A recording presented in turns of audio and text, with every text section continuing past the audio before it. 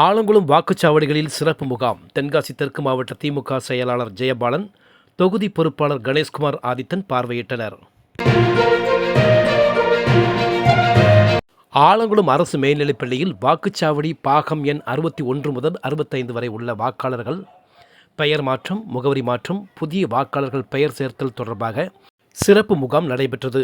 தமிழக முதலமைச்சரும் திமுக தலைவருமான மு.க. ஸ்டாலின் அறிவுறுத்தலின்படி தென்காசி தெற்கு மாவட்ட திமுக செயலாளர் ஜெயபாலன், ஆலங்குளம் சட்டமன்ற தொகுதி பொறுப்பாளர் கணேஷ்குமார் ஆதித்தன், மாவட்ட பிரதிநிதி பொன்செல்வன் ஆகியோர் வாக்குச்சாவடி மையத்தை பார்வையிட்டு வாக்குச்சாவடி அலுவலர்களிடம் புதிய வாக்காளர்கள் பெயர் சேர்த்தல் தொடர்பாக பெறப்பட்ட விண்ணப்பங்கள் குறித்து தகவல்களை கேட்டறிந்தனர்.